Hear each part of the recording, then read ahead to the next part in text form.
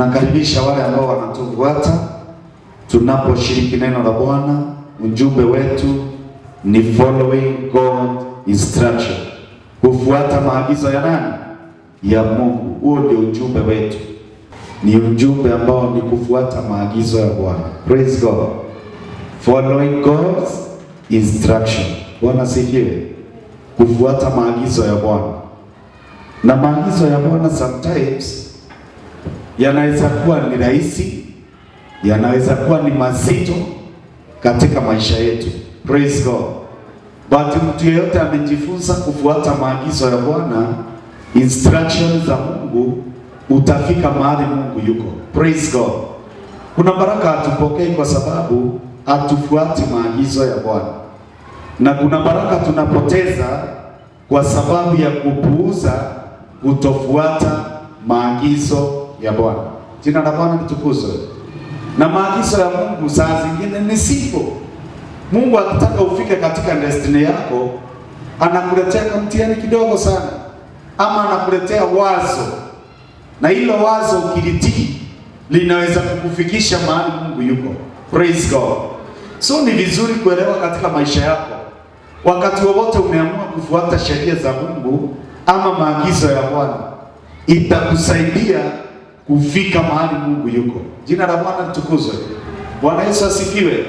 Leo tutaangalia kwa neno la Mungu mifano ya watu kadhaa, ya kama watu wawili, kwa sababu ya muda wetu, walifuata maagizo ya Bwana, na kuna yule mwingine alipuuza, kama vile watu huwa wanapuuza. Jina la Bwana litukuzwe. Unakuta tu Mungu anakunenea kitu kidogo, saa nyingine anakuambia penda mtu fulani, samehe mtu fulani, unajikuta unang'ang'ana na jambo lile, lakini kumbe hapo ndio Mungu anataka anjitukuze, na wewe ndiye anataka aweze kukupeleka katika destiny yako. Jina la Bwana litukuzwe. Bwana asifiwe. Na nilikwambia juzi hapa nikiongea lunch hour, nilisema tukijizoesha tukitii sauti kidogo ile ya Mungu, ka sauti kale Mungu anatunenea. Juu kuna sauti ya Mungu si kubwa sana. Mungu si wa kutisha. Mungu si wa kukuweka kiuoga kingi. Bwana asifiwe. Mungu kuna jinsi anaongeleshaka watu wake kwa unyenyekevu. Bwana asifiwe. Anakupea wazo. Tuseme for example, kanisani kuna issue iko pale kwa madhabahu, unateseka, mchungaji anateseka, ama kuna mtu kanisani unaona mambo yake yende vizuri, unasikia jambo linakusumbua sana na unashindwa inakusumbua kwa nini. Ukifuatilia labda Mungu anakuzungumzia. Ukibeba jambo hilo kwa uzito na ulitekeleze, utakuta unatembea na Mungu siku nyingi sana. Jina la Bwana litukuzwe. Watu wengi tulipoteza sauti ya Bwana kwa sababu tunangojea Mungu akuja akwambie mimi ni Bwana nimesema, yaani akutishie. Na ndio mandivai huwa wanatumia hiyo spirit ya kutisha watu. Praise God. Si lazima utishwe atustuliwe ili Mungu aweze. Hapana, Mungu anaweza kukuja tu soft akwambie si uombe na aende. Praise God. Mara ya pili tena akuja akwambie omba tu, sije ukaingia kwa majaribu, ama fanya jambo fulani. Ni simple word. Bwana Yesu asifiwe. Sasa leo nataka tuangalie mtu anaitwa Zakaria. Zakaria ndiye baba ya John. John ndiye na yeye alitangulia Yesu jangwani. Akaenda akatangaza habari ya Yesu, akasema ya kwamba jinsi ambavyo yule anayekuja ni mtakatifu na ndiye Mwokozi, na yeye hawezi akamkaribia. Praise God. Lakini ile John yazaliwe ilikuwa tu ni mpango wa Mungu. Roho Mtakatifu ndiye alitumwa, na Zakaria alikuwa mtumishi wa Bwana, alikuwa kuhani wa Mungu, lakini alikuwa na weakness. Hakuwa na mtoto, alikaa muda mwingi mrefu ana mtoto, lakini ili apate mtoto kuna instruction alipewa na Mungu. Praise God. Na hizo instruction ndizo tutaangalia leo. Tutaangalia mtu anaitwa Samson. Kuzaliwa kwake Samson ni malaika alitumwa. Praise God. Kama vile alitumwa kwa Zakaria, akaambiwa wewe mama utachukua mimba, wewe mama tasa, na utamzaa mtoto, na huyu mtoto atakuwa mnadhiri wa Mungu. Instruction zikaanzia pale. Tunajua Africans, mtoto akizaliwa lazima anyolewe nywele ya kwanza. Ya Samson aliambiwa huyu mtoto kwa sababu ni mnadhiri wa Mungu, uende usipite kwenye kichwa chake. Praise God. Sasa ili tufikie huko mbali, kuna instruction mama alipewa, maana yeye ndiye mbeba mtoto. Kitu cha kwanza akaambiwa usikunywe kileo, usikunywe kitu ambacho kiko na kichacho. Praise God. Tutaangalia kwa Bible siku ya leo watu hao wawili vile walifuata instruction za Bwana, na wameandikwa tujifundishe na wao. Kama unataka kuenda mbali, you must follow the instruction of God. Hello. Bwana Yesu asifiwe. Na sasa nataka tufungue Luke chapter 1 mstari wa 11. Mtaniruhusu tusome pale Luke chapter 1 11. Luka mtakatifu chapter 1. Akatokewa na malaika wa Bwana amesimama upande wa kuume wa madhabahu akifukuzia. Zakaria alipomuona alifadhaika. Watu wengi wakitokewa na malaika huwa wanafadhaika. Praise God. Malaika akikutokea lazima unasikia kuna kitu kimebadilika. Nywele zitabadilika, nyama zako lazima zibadilike. Mahali popote kuna presence ya Mungu, mwili huo una react. Praise God. Haya, hofu ikamwingia. Verse 13. Lakini yule malaika akamwambia usiogope. Haleluya. Yule malaika akamwambia nini? Usiogope Zakaria, maana dua yako imesikiwa, na mkewe Elizabeti atakuzalia mtoto mwanaume. Praise God. So wakati ambapo Zakaria alikuwa naomba, nafikiria alikuwa naomba Mungu ambariki na mtoto kama ilivyo desturi ya siku ya leo, naye Mungu akakumbuka maombi yake, akamsikia. Kama vile ninaomba siku ya leo, Mungu nasikia maombi yako na kile unahitaji Mungu akupee. Praise God. Atakuzalia mtoto mwanaume na jina lake utamwita Yohana. Instruction sasa zimeanza. Praise God. Mke wako atachukua mimba, atakuzalia mtoto na jina lake, malaika ndiye alipeana jina la John. Si baba yake sasa alisema vile mtoto ataitwa. Instruction imeanza hapo. Praise God. Akamwambia mtoto ataitwa nani? Bwana Yesu asifiwe. Mke Elizabeth atachukua, atakuzalia mtoto mwanaume na jina lake utamwita Yohana. Praise God. So si John alitafuta jina, ni malaika alimpea vile mpaka huyo mtoto atakavyo ataitwa, following God instruction. Amen. Haya, naye atakuwa na furaha na shangwe, na watu wengi watafurahia kuzaliwa kwake. Sasa ameanzia kupewa instruction. Huyu mtoto umezaa, huyu mtoto mke wako anakuzalia, si mtoto wa kawaida. Instruction ya pili, atakuwa ni mtoto watu watamfurahia na watu watakuwa na shangwe. Si Zakaria anajisemea haya mambo. Imagine mtoto ni wake, lakini malaika anampea instruction vile kutakavyokuwa. Bwana sifiwe. Tunasonga mbele, tunasikia atakuwa na shangwe, tuko pale, na watu wengi watafurahia kuzaliwa kwake. Hiyo ni instruction nyingine ya tatu. Watu wengi watafurahia kuzaliwa kwake. Tunasonga mbele, naye atajazwa Roho Mtakatifu hata tangu tumboni mwa mamaye. Yaani anaambiwa huyu mtoto unavyo, huyu mtoto si mtoto wa kawaida. Ujua akiwa kwa tumbo ya mama yake, Roho Mtakatifu atamjaza. Jina la Bwana litukuzwe. Imagine sasa mtoto yule Mungu amekubariki na yeye. Mungu akutokee. Akwambia sasa mama Vita ataishi hivi. Yaani umepewa destiny. Sasa unaelewa destiny ya Vita. Not unless uombe Mungu akusaidie. Na hata ukielewa ni ngumu sana. Bwana sifiwe. Not unless Mungu ajifunue kwako. Imagine sasa Mungu amekubariki na mtoto, lakini anakuambia vile huyo mtoto atakavyokuwa. Si hiyo ni furaha kubwa sana? That is the importance of following God's instruction. Hiyo ndio uzuri wa kuwa na urafiki na Mungu. Hiyo ndio uzuri wa kusafu Mungu kwa uaminifu. Jina la Bwana litukuzwe. Na kile kimetokana na Mungu huwa kina maagizo yake. Unaona Mungu akikupea baraka, Mungu hawezi akakupea baraka hivyo. Hata kama ni pesa unaomba, Mungu hawezi akakupea pesa za kutesa watu. Hawezi akakupea pesa za kusababisha watu wanalange sele. Praise God. Lazima kuwa na mission. Zamani Roho Mtakatifu alikuwa anakuja anakaa juu ya mtumishi wa Bwana. Leo hii katika new dispensation ya Christ, Biblia inasema Roho Mtakatifu si kukuja atakuja, ni kukaa ndani yetu anakaa. Praise God. Ndio huwa anatuinstruct kupitia Roho Mtakatifu, anatumia pastor. Pastor anakupea instructions za Bwana.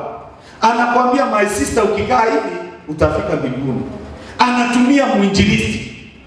Ukimsikiza utaenda kwa Mungu. Anatumia apostle. Ukimsikiza kuna baraka unapokea. Anatumia mwalimu wa neno. Ukimsikiza ni kama malaika wa Bwana. Maana aleta ujumbe wake. Analeta ujumbe uliotokana na Mungu. Praise God. So wakati tunafuata maagizo, tutafanikiwa katika maisha yetu. Mtu akifuata maagizo ya Mungu, kuna mambo mawili huwa anapokea kwenye maisha yake. Jambo la kwanza, katika Chronicles 20:20 inasema believe your prophet. When you believe your prophet, you will prosper. Bwana Yesu asifiwe. Wacha tusome mahali pale. Second Chronicles 20:20. Second Chronicles 20:20. Mambo ya Nyakati 20:20. Wakaamka asubuhi na mapema wakaenda nje katika nchi ya Tokea. Nao walipokwisha kutoka, Yosafati akasimama, pia alikuwa pasta wao ndio wakati walipokuwa wanaenda kwa vita. Akasema, nisikieni enyi Yuda na enyi wenyeji wa Yerusalemu, kama vile nakuzungumzia saa hizi. Akawapea instruction ya kwanza. Believe your God. Muaminini Bwana Mungu wenu. Mtu akiamini Mungu ni nini huwa anapokea? Hakuambia wamwamini Mungu bure. Instruction ya Mungu, believe your God. When you believe your God, what is the result of believing God? Praise God. Biblia inasema ya kwamba atibii pale akasema muaminini Bwana Mungu wenu, ndivyo mtakavyo thibitika. When you believe in your God, you will be established. Bwana Yesu asifiwe. Mtu yeyote ataamini Mungu, that is the instruction of God. Ukishaamini Mungu kwa maisha yako, umedhibitika. Aidha kwa neno, aidha katika maisha yako. Kudhibitika ni kumaanisha you are unshakable. Bwana asifiwe. Umesimama. Wewe si mtu wa kuyumbayumba. Ni kama hii posti imeshikilia nyumba, imedhibitika. Fundi aliona ya kwamba tukiweka hiki kingi hapa, tukiweka hii posti hapa, itashikilia nyumba yote. Na hiyo nyumba hakuna mahali inaweza ikaenda. Praise God. Hello. Kuna jinsi fundi akijenga nyumba ameidhibitisha, then anapitisha, anasema hiyo nyumba inaweza kaa watu. Ni kumaanisha nini? Imedhibitika. Na sisi tukimwamini Mungu kwenye maisha yetu, tumedhibitika kwenye ufalme wa Bwana. Jina la Bwana litukuzwe. Na Mkristo ambaye amedhibitika, hakuna upepo inaweza kuja nibebe. Halo, jina la Bwana litukuzwe. Kwa nini watu wanaenda kwa miungu ya kigeni? Kwa nini watu wanatafuta misaada ya kigeni? Kwa nini watu wanatafuta misaada ya Misri? Na uko kanisani, na uko kwa Mungu, na unatafuta Mungu, kumaanisha hujadhibitika kwa Mungu. Bwana Yesu asifiwe. The moment utakuwa established, umesimama kwa Mungu vizuri, umejipanga kwa Mungu vizuri, na unamwamini. Kuamini ni kumaanisha kwamba sina plan B. Bwana asifiwe. Mimi ni kwa Mungu, na ni kwa Mungu, na ni kwa Mungu. Result yake ni kudhibitika mbele zake. Jina la Bwana litukuzwe. Haya, anakuja kwa jambo lingine. Waamini manabii wake. Believe his prophet. Who is your prophet? Your pastor. Mchungaji wako ndiye nabii wako. Ako na destiny yako, ako na ufunguo wako. Bwana Yesu asifiwe. Akikwambia umepona, umepona. Ukiamini hayo maneno, bora kama ni wa ukweli. Maana Biblia inasema kile mtaaminiana hapa duniani, wawili watatu mbinguni ndivyo kutakuwa. Mkifunga kitu kitakuwa kimefunguliwa, na mkikifungua kitakuwa kinafanya nini? Kimefunguliwa. Praise God. Sasa kitafunguliwaje kama uamini yule ambaye anakuongoza? Ni vizuri kuamini watumishi wa Bwana. Mimi nimeona maisha ya watu ikibadilika kupitia hiki. Mtu anakuambia anapitia mambo mazito, mambo magumu, unamwambia it shall be well. Maana Biblia inasema katika Isaia, tell the righteousness it shall be well. Akiamini hiyo neno, hivyo ndivyo itatendeka. Bwana Yesu asifiwe. Haleluya. Pastor amebeba silaha, amebeba mambo kadhaa. Amebeba mambo yale ambayo anasaidiana washirika naye, ulimi na hii mdomo. Pastor akikwambia umebarikiwa, amini umebarikiwa in Jesus name. Halo. Pastor amepewa mikono, akikuwekelea mikono, amini hiyo mikono si ya bure umewekelewa. Halo. Pastor akikanyanga kwako, maana Yesu alisema mahali popote tutakanyanga na tuinkaribishwe. Tukienda pale na tukaribishwe pale, tunene neno la amani, na amani itakuwa hivyo. Pastor amekuanga amebeba peace. Bwana Yesu asifiwe. Ndio Biblia inasema tuvae viatu vya amani vya Injili. Praise God. Mchungaji akikuja kwako, your life will never be the same.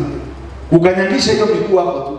Mtu wa Mungu anatubiwa na Mungu, maisha yako yote imechange. Anaweza kanyanga wapi? Anaweza kanyanga upone. Maana alisema na mtangaze kama kuna mgonjwa kwa hiyo nyumba, na mnene uponyaji. Bwana Yesu asifiwe. Sasa lazima tuanene maneno, tuamini maneno ya watumishi wa Mungu. Elisha alipoenda kwa ule mama alikuwa ashoto. Alikuwa ni mama ambaye ni wa mtumishi wa Bwana wa manabii, wa wana wa manabii. Alikuta watoto wamepangwa wauzwe na mtu alikuwa na ndeni yake. Alienda akaambia mama neno moja tu. Akamwambia enda unitengenezee mkate wa kwanza. Mama akafuata maagizo. Angekataa kutii sauti ya mtumishi wa Bwana. Akamwambia na mkate wa kwanza. Mama alimwambia ni nini? Akamwambia sisi tumebakisha kauka kadogo na tumafuta tudogo, na ndio tukikula tukufe. Watoto wangu wakikula tukufe. Elisha alimwambia tu vizuri, mtumishi wa Mungu akaenda akamwambia, enda unitengenezee mkate wa kwanza na uniletee. Mama alifanya hivyo. Kama ni saa hii angeona huyo mhubiri ako na tamani, anjali watoto, lakini kumbe ni baraka anatafutiwa. Praise God. Yaani mama akatii. Yeye naye mama alitii. Ni mama ambaye ni sharp, ni wa kuelewa mambo kwa haraka. Akamwambia sawa, akaenda akatengeneza, lakini on my opinion labda alienda akimugunika. Juu wewe ni kitu kidogo umebakisha na hakuna mweko ingine, hakuna otherwise, na mtu wa Mungu amekuja amekwambia rehe na hiyo. Ndio nimewaambia instructions za Mungu zingine zinakaanga ukumbavu, ni mzito na ni rahisi. Bwana Yesu asifiwe. Unanielewa? Ni mzito na ni rahisi. Imagine sina kitu kingine na kabisa unajua sina na nimekuelezea moyo wangu. Lakini unaniambia mimi kwanza, utaniamini? Tuombe ukweli. Wahubiri wa sasa utawaamini. Mimi nimewahi kurudisha mtu ameniletea pesa. Kuna mama aliniletea pesa kanisani, na nikiangalia situation yake vile yako, ni mimi nafaa nimsaidie. Bwana asifiwe. Na alileta hiyo pesa akilia machozi, akaniambia mimi sitaki kukaa na deni ya mtu. Nikamwambia si tumeomba tu saa hii Mungu akukumbuke. Najua amekukumbuka. Si tufanye hivi, wewe uende utumie hii pesa, mambo ikiwa mzuri ufanye nini?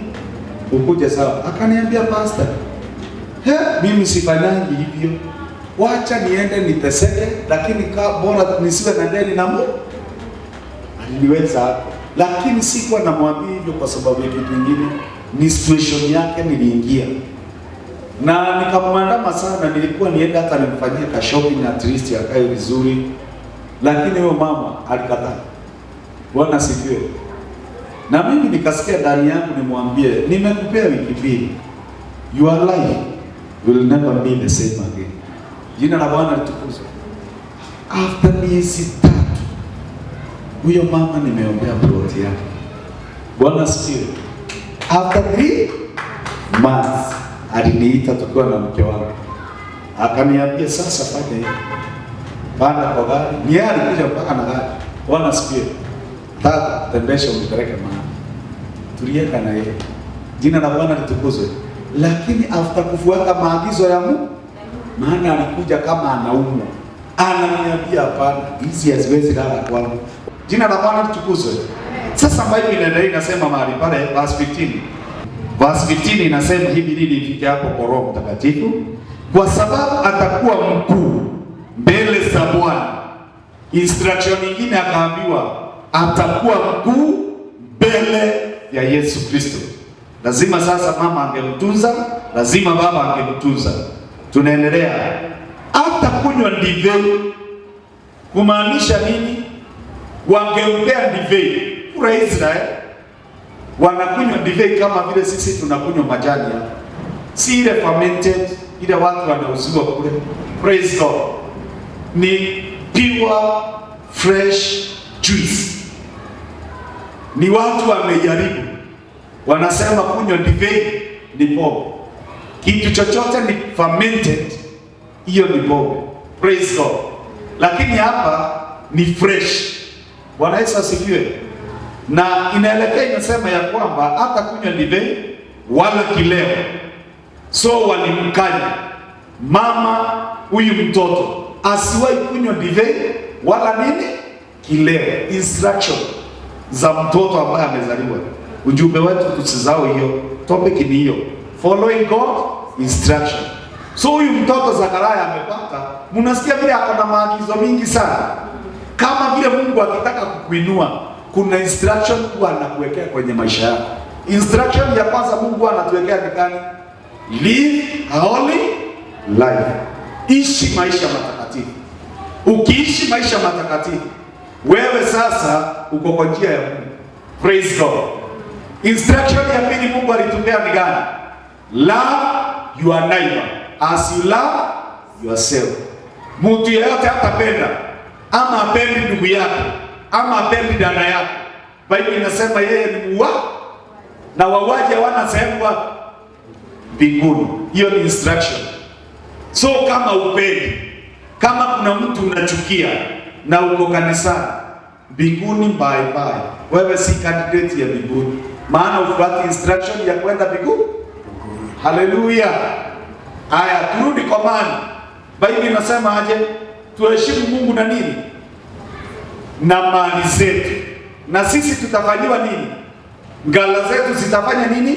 Zitajaa na sifuri. So mtu yeyote heshimu Mungu na mali yake, na wewe usingojee mali. Praise God. Hello. Munanishika? Haijalishi ni nyingi, haijalishi ni kidogo. Hiyo ni instruction. Haya, anakuja tena anasema tumheshimu na nini nyingine? Na fungu la 10. Hii bagui pastor, haibagui mshirika, kila mtu anastahili atoe fungu la 10. Kwa sababu gani? That is the instruction of God. Si ati washirika watoe, pastor atoe, hapana. Hii inaenda katika watatu. So mtu yeyote atoi tai na yeye mbinguni aingie, na wewe utabarikiwa. Maana Biblia inasema mkinijaribu. Hiyo ndio eneo tumeambiwa tumejaribu Mungu na matoleo yetu na tai na fungu la 10. Tuone kama Mungu hata tufungulia madirisha ya mbinguni. So kama utoi tai, usingojee madirisha ifunguliwe. Kama hapa kanisani ni nini nyingi? Ni milango mingi ama ni dirisha nyingi? Si ni dirisha nyingi? Kwa nyumba hiyo unaishi, uko na milango mingapi? Si labda 1, 2, 3 ya bedroom na ile nyingine na nyingine. Lakini madirisha ni mangapi? Si ni mengi? Bwana Yesu asifiwe. Baraka ziko hivyo. Wakati tunatii instruction ya Mungu, kuna baraka huwa tunapokea. Sasa nirudi kwa neno la Bwana. Biblia inasema ya kwamba aliambiwa asikunywe divai na asikunywe kileo chochote. Kwa nini? Ni kwa sababu mahali kuna pombe, mahali kuna mvinyo ama vitu ambavyo vimechacha, Roho Mtakatifu hawezi akakaa mahali pale. Uwezi ukakunywa pombe alafu useme ujazwe na Roho Mtakatifu. It can't work. Paulo anatuambia tusijazwe na yani tusikunywe mvinyo, lakini tujawe na Roho Mtakatifu. Bwana Yesu asifiwe. Ukiwa mtu wa kutembea na Roho Mtakatifu, unakaanga mlevi wa Mungu. Jina la Bwana litukuzwe. Sasa pombe, mtu akikunywa pombe huwa inaondoanga nafasi ya Mungu. Bwana Yesu asifiwe. Na pombe imelaaniwa na Biblia. Biblia inasema mtu anafaa kunywa pombe ni mtu ako karibu kufa na kufa. Hivyo ndivyo Proverbs inasema, na mtu akiwa karibu na kufa na apewe pombe. So mtu yeyote anakunywa pombe ako karibu na kaburi. Biblia sina time nikawasomea hiyo Proverbs. Jina la Bwana litukuzwe. Na pombe ilifanya madhara kwa Nuhu. Wakati Nuhu alikunywa divai, akafanya vituko, alifanya dhambi na wasichana wake. Ndio ametuletea maajabu ajabu hapa duniani. So pombe inaelekezanga mtu kwa usharati. Ndio mahali kuna nyama, mahali kuna pombe, huwezi ukakosa. Mahali kuna nyama huwezi ukosa pombe. Na mahali kuna pombe huwezi kosa nyama. Na huwezi kosa loji. Haleluya. Ni ukweli ama si ukweli? Bwana sifiwe. Mungu atusaidie sana. Sasa wakaambiwa huyo mtoto asikunywe kileo, asikunywe divai, naye atanjazwa Roho Mtakatifu hata tangu tumboni mwa mamaye. Haya, na wengi katika Israeli watarejea kwa Bwana Mungu wao, naye atatangulia mbele zake katika roho ya Elijah. Bwana Yesu asifiwe.